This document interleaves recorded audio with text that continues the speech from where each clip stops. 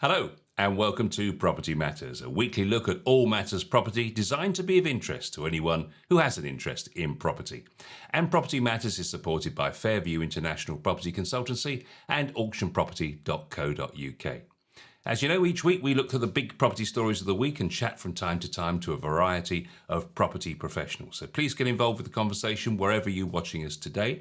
And we have a new email address which is on the screen now, hello@propertymatterstv.co.uk. And of course, we have a brand new website as a result of that too, where you can watch this week's show, you can watch the podcast or listen to the podcast, and also catch up on previous episodes of the show.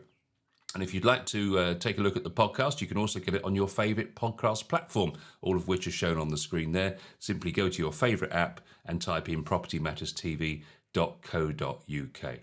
So joining me as always, our property professional, it's Joe Joshi. Hi, Joe.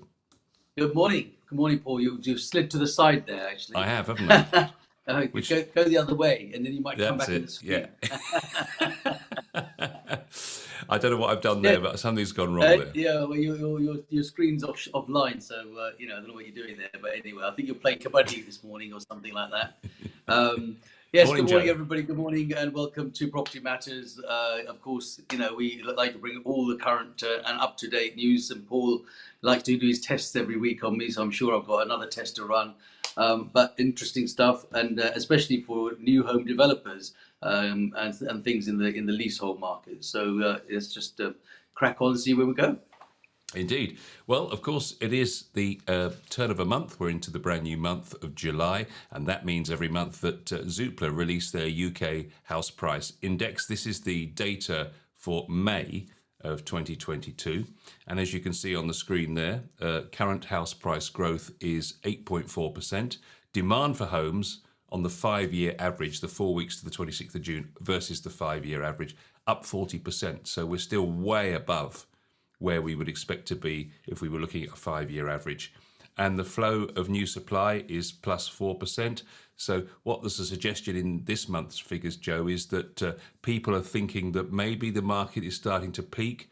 There's a suggestion from some of the professionals that the market will be seen as April being the end of the big flurry to get into selling a property, and that this will be now the tailing off with interest rates changing and the cost of living crisis and so on. So the suggestion is that more and more people are thinking, do you know what, I better get my property on now before it gets too late and there's a recession in property and I won't be able to sell. So new supply is starting to come forward as people panic to sell, but it's still very much a seller's market. Yes, good morning. It's a very, very good analysis there. But what it does show is that we're not off the Richter scale as yet. And a plus 8.4% is quite an amazing number when you think against other investments or potentially your own savings that you've got sitting in a bank or what have you. So property is still doing fairly well, and 40% over a 5-year. I mean, where are you going to get that growth? It's just unbelievable, really.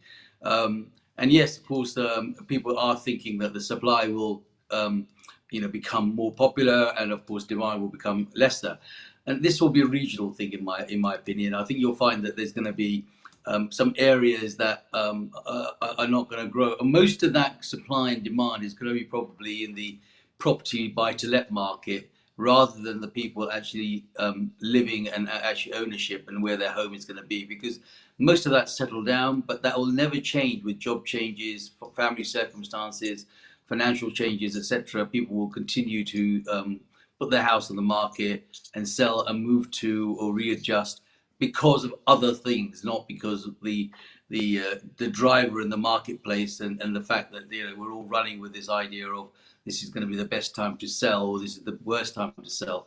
The worst thing is for the buy-to-let market, where if things aren't renting or they're not up to date, they're not up to scratch, property needs modernizing, they haven't got the money to invest, and so forth. Those may be the ones that might come to the market and shift. So there will be a shift of type of stock, I think, rather than the domestic market where people are actually moving because they need to move or their circumstances have changed.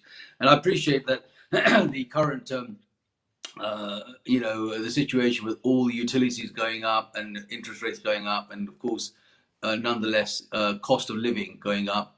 But for some amazing reason, it hasn't created such a disruption as one would have thought it would have done.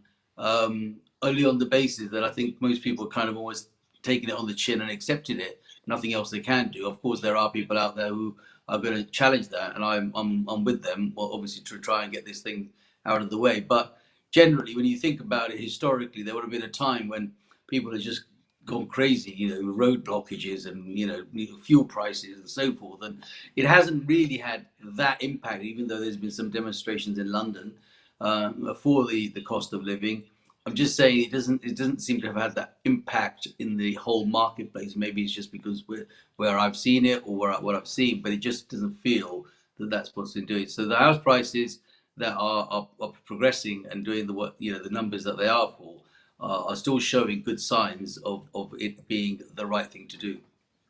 It's very interesting how it's such a regional market. It's very different in different parts of the country, as you alluded to. The southwest remains most buoyant. It's just 19 days to sell between the listing and the offer accepted. And Bristol, South Gloucestershire, Plymouth, Swindon, Exeter, all really fast moving, as if there's been no cost of living crisis or any interest rate rises. London, on the other hand, the UK's slowest moving market, now taking 35 days to sell, compared to 22 as the national average. But that's still way above the May 5-year average, which was 50 days. And what's interesting is, if you look at Wales and London being at opposite ends of the house price growth, so 11.5% nearly in Wales, 4% pretty much in London, just to round the figure off. But despite that disparity, it's about the same amount of money. The average value in Wales are up 32,000 over the last 2 years, to an average of 192,500. Well, that contrasts to 30,000 in London, where the average house price is now 516,100. So it's despite the levelling up agenda, there's not a lot of levelling up going on across the country, it seems. No, and that will always be, as you say, regional. It is. It's about the demand and of course the supply. And London is the bright lights. There is a lot of attraction to London, and of course, increase in prices in London are quicker and more often, and change of hand is more often as well, because it's a fluid market. People come and go all the time.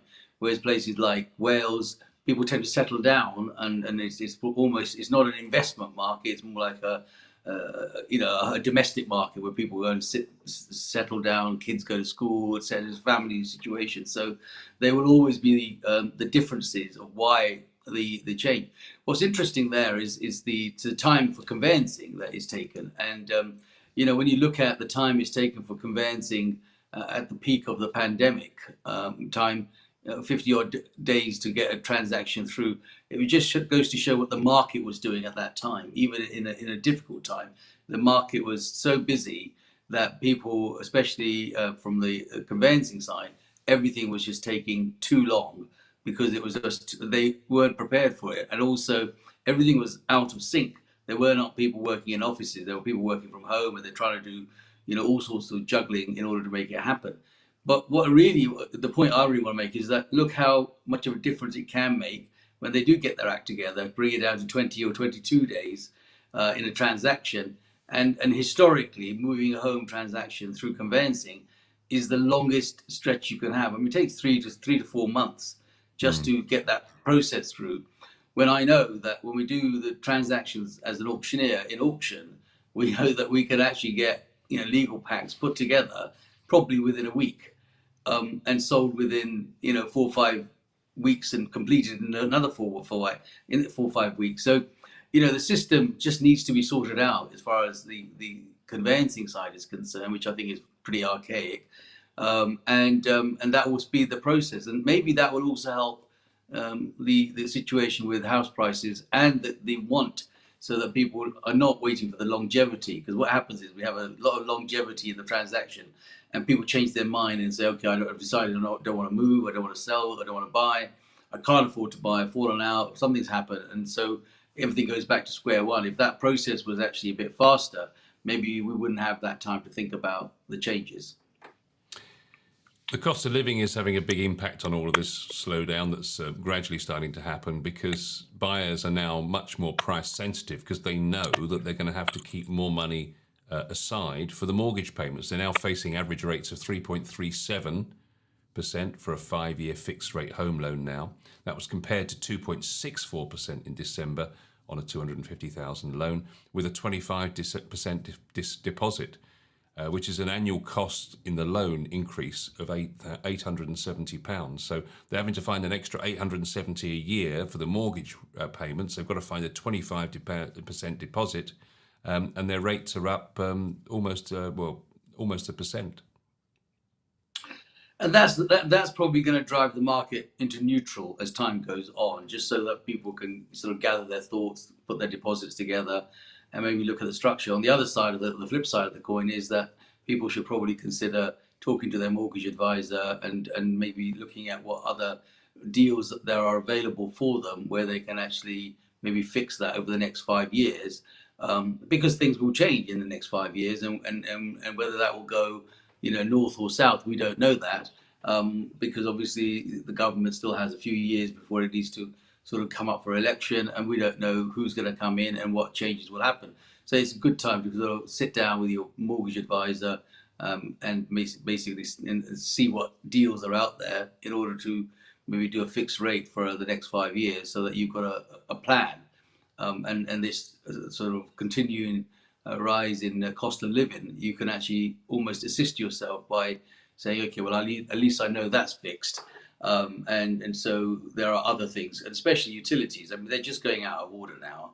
Petrol prices are just ridiculous. I mean, it's pretty much £2 a litre across the board now. Yeah, I had to pay £2 and twopence the other day. The tuppence tells me how old you are, Paul. Absolutely. Looking at the 5-year mortgage fixes, they're saying if another basis point goes on, Joe, to take it to 4.62%, that would equate to an annual cost of a mortgage repayment would climb by £2,500 compared to December of last year. So people have got to be really careful, haven't they, about working out what they can afford as these rates start to rise. Yes, and I think the way you've got to look at this is your notice for the next 6 months. When your expansion happens at Christmas time, you need to be ready for what is about. This is your warning, your 6 months warning of potentially the market and the cost and all of those other things that will affect you around the Christmas time period towards the end of the year, when things will probably be a little bit more challenging because of where we are going to end up, and that's the hurt time, because that's your family time. People haven't had over the last 2-3 years, connections with their families and so forth through COVID, and not had people around. And of course, talking about COVID, it seems to be reaching new numbers again. So just you've got to be careful in what we do and how we sort of plan it, but. Consider this, I suppose, is your 6 months notice of what potentially, and I'm not saying it's going to be a downturn or it's going to be a crash or anything like that, just that you've got to equate and take into consideration all these costs that continue to come through will actually, come to roost by Christmas, I reckon. So you just got to make sure that you're prepared for that. The suggestion is that because we've got such a healthy employment market and buyers are thinking, well, if I get a 5-year fix, probably in 5 years' time, rates will be sensible again, petrol prices, cost of living crisis will be over. So there's still a lot of maybe misplaced optimism. You always want to be optimistic, obviously, but you can see why people are thinking, well, it's a good employment market at the moment. I'm likely to be able to get a job even if I have to change jobs. And I've got a 5-year fix to protect me. So people aren't too worried. But interesting to see that they're thinking that prices will be down to, well, the rises for this year will end the year at about plus 3%, despite the fact we're on 8% at the moment. So that suggests there's going to be quite a downturn in price increase, although there'll still be an increase, it'll only be 3%.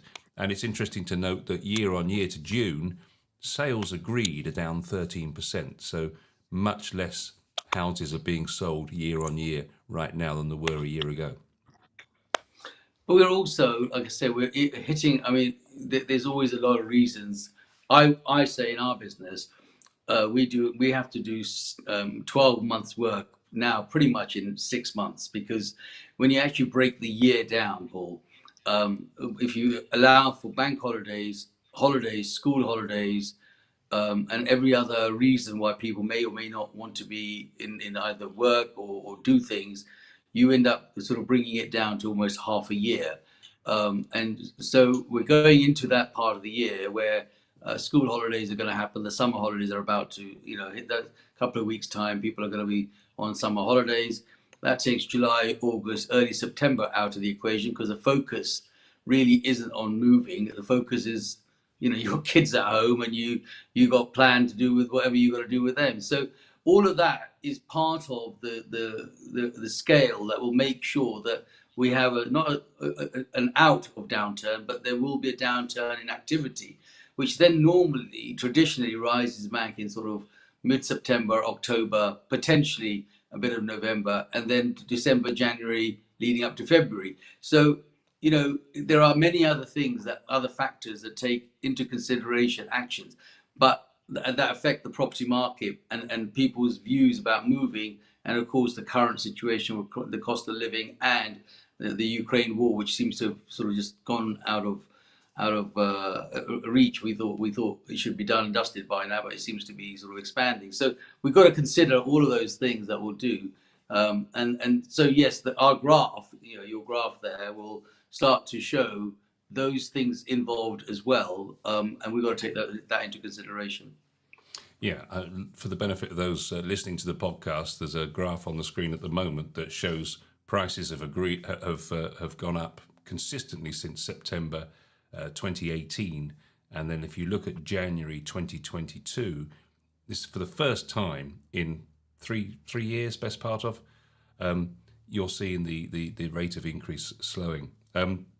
The interesting point is, though, how can prices be rising at such an extent, Joe, when there's a cost of living squeeze? And the suggestion is that that's basically a supply chain disruption.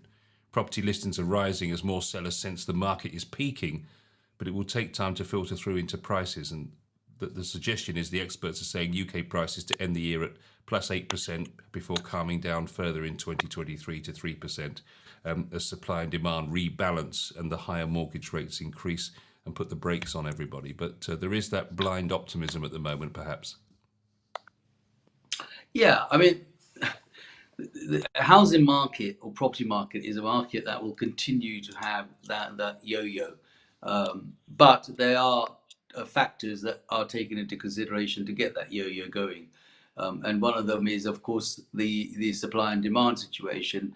And when you think about the last 3 years and the numbers that it actually has risen in the 3 years, you could say, well, what did the pandemic do for the property market? Well, actually, look at the return on their investment, whether it's investment in property or whether it's investment in their home through the fact that they've upgraded or added things or done extensions or whatever because they've had time to be at home. They've only added to that. And now that time is, over for what it's worth, and people are focused on other parts of their life. And so there may be a situation where that's going to slow down, but it's still not slowing down to a halt. And even if it's 8% now and 3% overall throughout the year, it's still a good return on their investment or on their property. So, and that is what drives people to continue to want to be in property and invest in property in every possible way. I mean, I've been on a couple of events this week, and everyone pretty much is like, I'm looking to buy, I'm looking to do this, I want to do this. And so there's no let up in the demand. There might be a little bit of a let up in the supply, and that supply might be coming, but it's all different types of supplies. It's not just your domestic residential flats or houses. It's also supplies in opportunities for developers, opportunities for people that want to step into long-term rental business so that they can buy a block of flats perhaps or something like that. So there's other types of demands that we have to take into consideration as well. Our next story, we couldn't leave out, because it was an important day, the 30th of June. The government's ban on charging ground rent on new leases in England and Wales came into force on the 30th.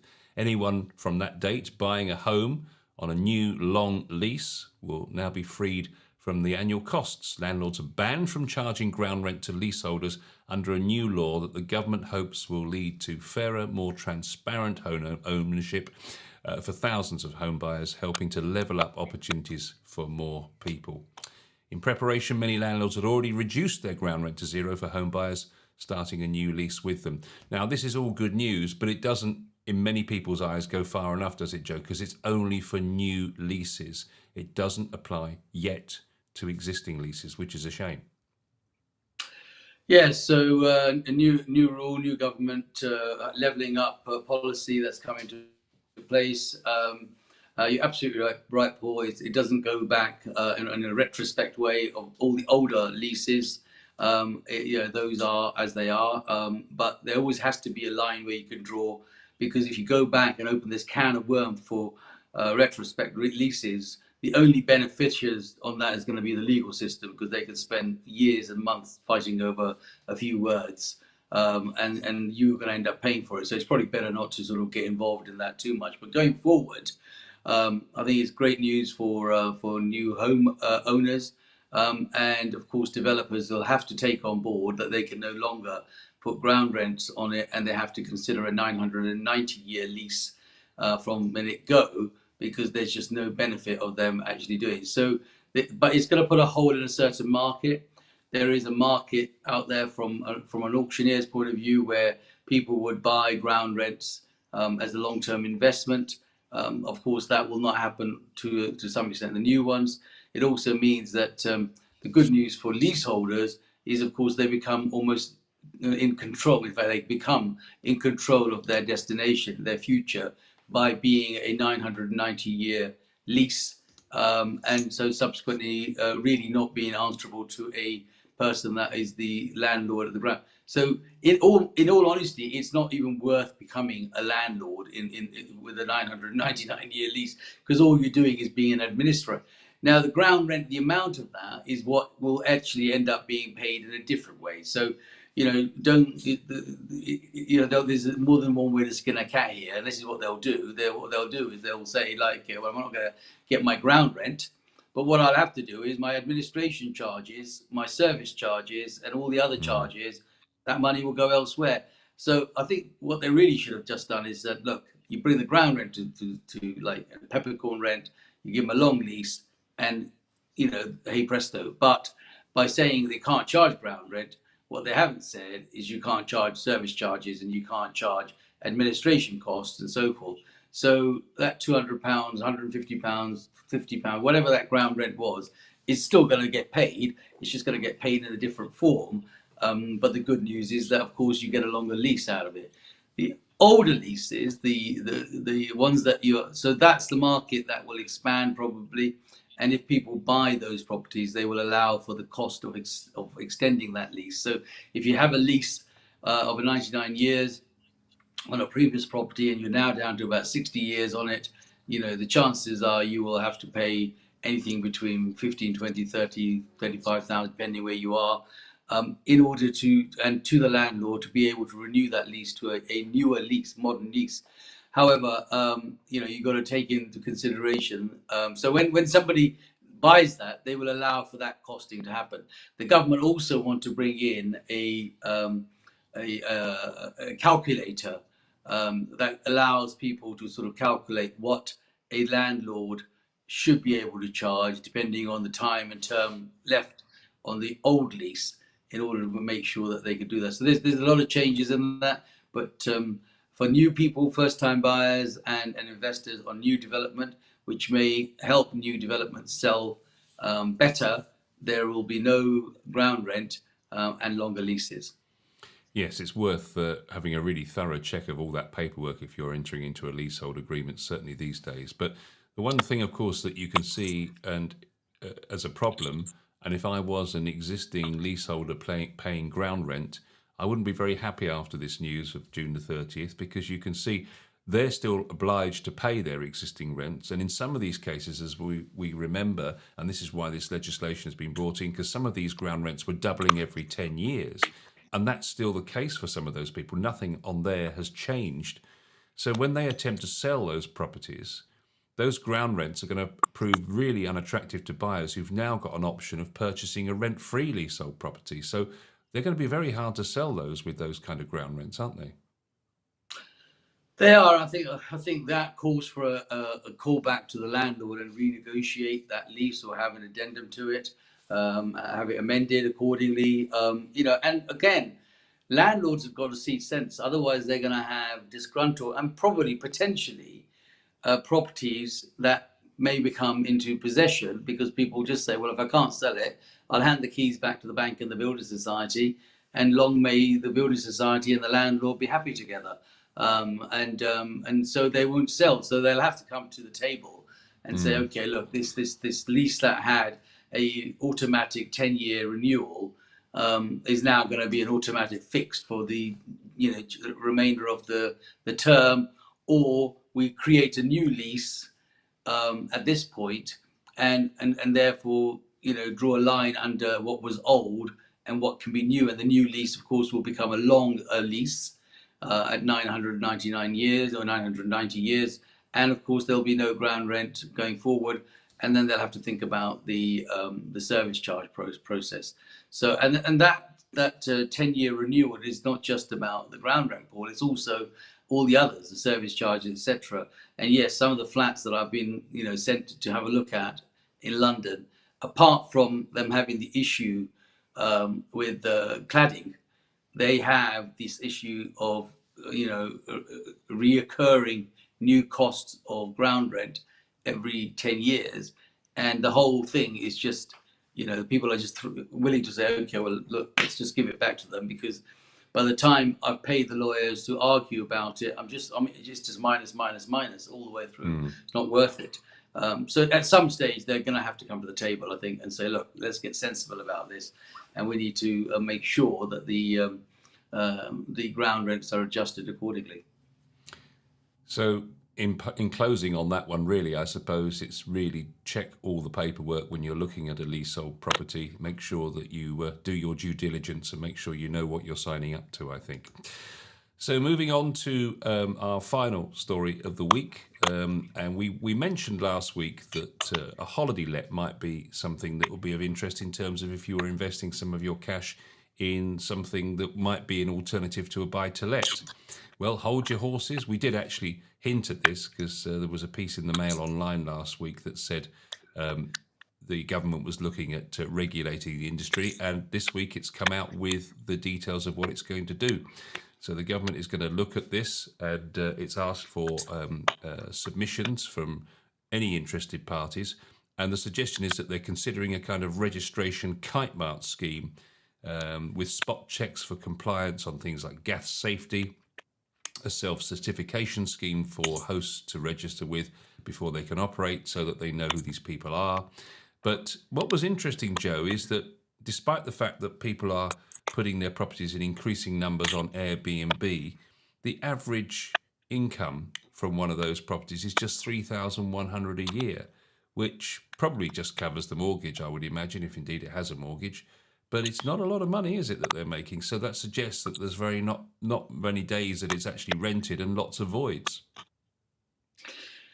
Yes. Now, Airbnb led the market by creating this new opportunity for people to be able to do holiday lets, short-term lets. And I think it's a great idea, don't get me wrong. I think we used to get a lot of demand from people who say, look, I only want to rent for a couple of weeks or a couple of months, and I don't want the hotel environment. I want my own place to be able to do certain things, just relax, watch the telly, do my own thing. And so Airbnb came along and fulfilled that little gap. What's then happened, of course, is that people have thought, oh, hang on a minute, this is a quick way to make a few, bit of money on short term. But what you have to take into consideration is the void periods. There are more void, and this is a regional and seasonal situation. Not everywhere is Airbnb a successful point. And so therefore you must take into consideration whether it works for you in those particular places. So for example, let's take London. London is a good place for an Airbnb, but you will find that some landlords just do not like Airbnb, and it's part of the lease and part of the letting agreement that you cannot rent out on a short term to Airbnb or any other operation of that sort. The reason for it is that they are high net worth clients that live in those properties that do not want disruptive people in and out of the flats next door, where because they're only there for a day or two or three or five, whatever it is, and they'll just come in and out and the doors banging, and they just don't want that. So they just made it very clear that certain blocks and certain properties is a no-go zone. Then you got the regional places. So the coastal ones, like your Cornwalls, your Devons, and so forth, they are popular for Airbnb because families want to go and take their family holidays and prefer not to be sitting in a hotel, because that is an expensive way, and it's also not a kind of a fun way. So that's where the Airbnbs are probably popular. But you have to remember that that's a seasonal thing. The sun doesn't always shine in England. So you have to remember that, not everyone's going to go to those places all the time. And then you've got to balance out whether Airbnb is right for you or a long-term let is right for you. And as you say, Paul, look at the amount they're actually making in the whole time. You actually probably could be in a worse situation, unless, of course, you are in the absolute remote area where there is no reason for anyone to, rent the place other than for the short term because of the views are great or the beach is great or whatever those circumstances are. So doing Airbnb is very much a horses for courses situation, and every investor should really think about what they're investing and not rely on what Airbnb can do for their business model as such, because unless of course they are going to live in it for 6 months themselves and then rent it out for 6 months for Airbnb, and it doesn't, financially it doesn't matter, but it is something that you've got to think seriously about in terms of Airbnb. There's two sides to this, isn't there? Because the tourism minister, Nigel Huddleston, has said that we've seen a huge growth in the range of holiday accommodation over the last few years thanks to Airbnb.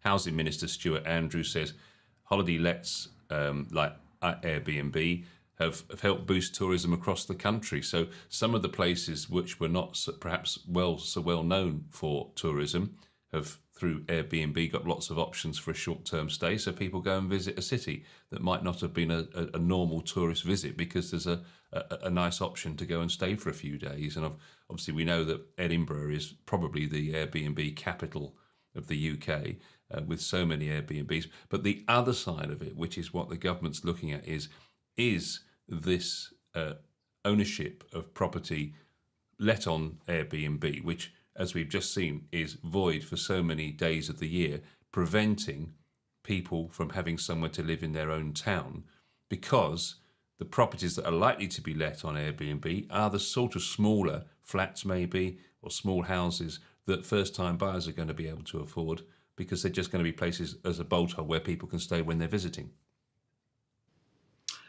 Yes, I mean, the type of properties are always a telling story. And like you say, when you talk about Edinburgh, the capital of Airbnb, is because the demand for that culture is there. And so is, perhaps places like London. But the investment of smaller properties are the investment that both investors look at, be it a first-time buyer or a buy-to-let landlord who may find that he's got a handful of properties that are becoming Airbnb. The other thing I would like to point out that, it's not all a bed of roses, in all honesty. Airbnb has its own involvement, far, far extensive than you can ever imagine. Every day you have to provide, like a hotel, new linen, new changes, a cleaner, all of those things got to come into the equation. And actually, when you take that into equation, the question you have to ask yourself is, does it make it worth my while to do that? Or after every one that's been there for maybe a day or two, you've got to send in a team of people to go and clean it up, change the linen, change the towels, do whatever you got to do, just like they do perhaps in a hotel. So it depends on how many weeks and months you rent it for. And then when you look at the cost of actually putting it together and the time it takes you to do it, unless of course you're going to do it yourself, but even your time has to have a value on it, as to say, well, I'm going to go there, 3 times this week to change the bedding, take it down to the laundrette, get it all washed and ironed and put back together. And so it's just, you got to think there's more activity, more work involved in doing that than it is just in an ordinary let. But yes, it does affect all of those and the demand for the first time buyers. And it's another section that the first time buyers has another challenger on. Not is it just for buy to let, but obviously buy to do Airbnb. And of course, they are fighting with those buyers who might pay a little bit more than perhaps a first time buyer would, who's trying to get onto the first run of the ladder as far as their home is concerned.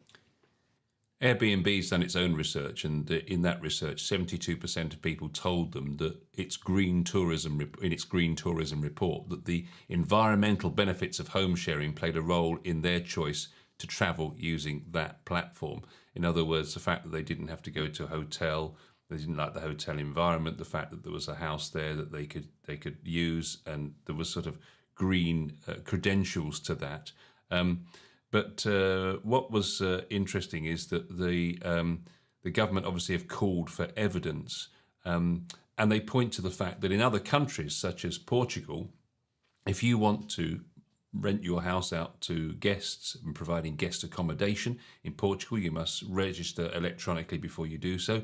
Greece requires anyone renting out their home to paying guests to register, and in parts of Ireland designated as rent pressure zones, hosts are only allowed to short-term let their primary residence after having registered. So it seems that this sort of thing has already come in other parts of the UK and Ireland, and indeed in Europe. So I guess it's on its way inevitably. Yeah, at the end of the day, government would want a piece of their flesh out of the deal as well. So they're going to turn around and say that these are the restrictions and these are the costs and these are the licenses that you have to have. They're all stealth taxes of some form or shape that you've got to do, because we literally get taxed for everything that is coming along. But it is a question of making sure that you've got the right property, that you've got the ability to get the right return. And if Airbnb is not the right return, then you need to think seriously about what is the right way to do it.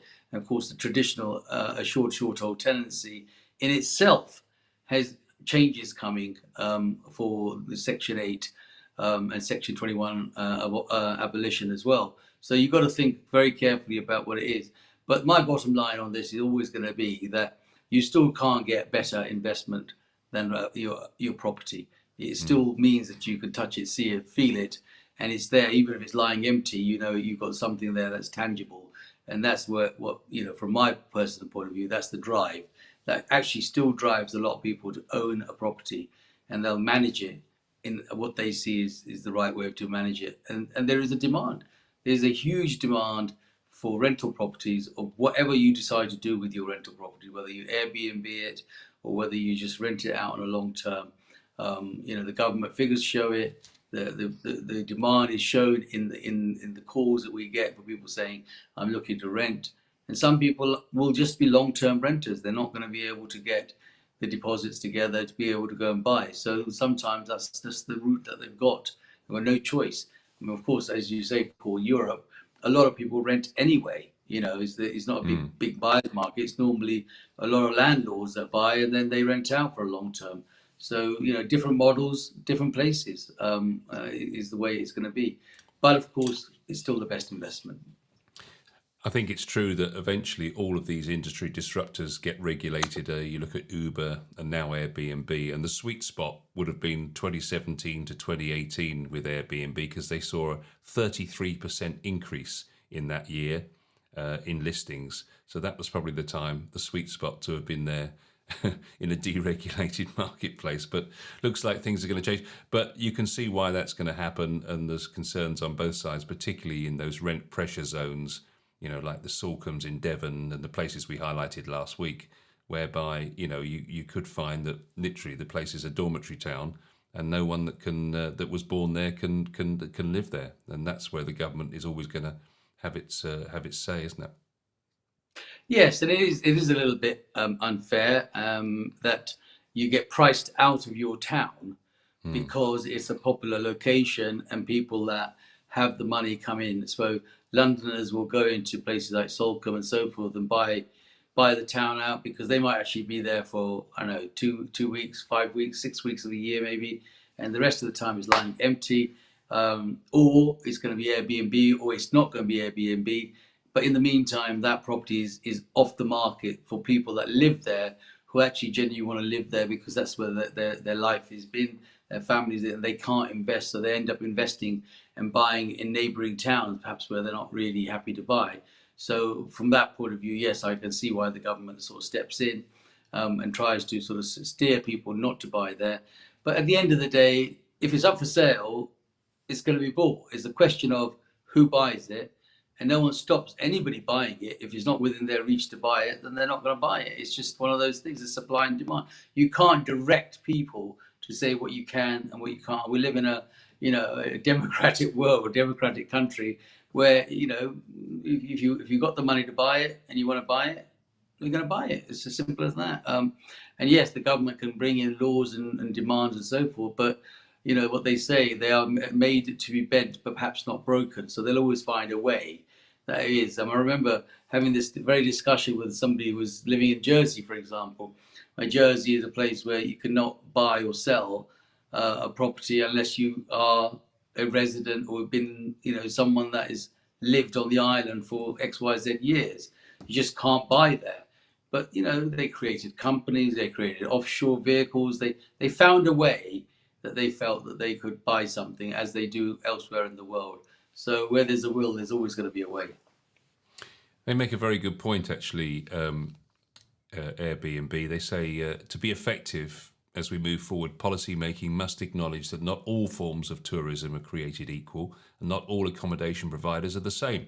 There's a big difference, they say, between buy-to-let speculators and hosts who occasionally share their homes on Airbnb to afford the rising cost of living. People who host in their home represent a category of accommodation providers who differ fundamentally from both property speculators and hotels, and rules should be proportionate to the activity provided. It's a fair comment. Yeah, absolutely. Like I said, it just depends on where it's going to be, and you don't want to be ousted, perhaps, out of your own town in many cases. And so those rules will apply. But I say, again, if somebody wants to buy something somewhere, Paul, they'll find a way that it's going to work for them. Or there'll be a rule that allows them to do X, Y, Z. So, step up. And as soon as the opportunities are there, people should step up to buy as quick. And this is where the bank of mum and dad always comes into it, doesn't it? So if you've got somebody that lives there who's got the investment, you see a property you want to live in that area, you don't want to make sure that an outsider comes in and starts to do Airbnb, then you're just going to have to step up and buy it and try and work that way. They say the typical entire home listing is rented for around just 2 days a month. 4 in 5 UK hosts share only one listing. And around a third say the additional income helps them afford the rising cost of living and make ends meet. 1 in 5 work in either education, healthcare or hospitality. Nearly 2/3 of them are women, and 1 in 5 is over 60. It's an interesting profile.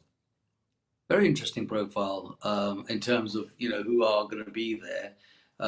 But people build towards that. And also not every one of those are able to own their own properties as well. And some of them are probably saying, I've had enough of my own ownership. I just want to be there short term because I'm not going to be there all the time. I'll move around. So it's quite important that they become analytical about the type of persons that are going to be there. And of course, it is all of the government workers there, doctors and nurses and so forth.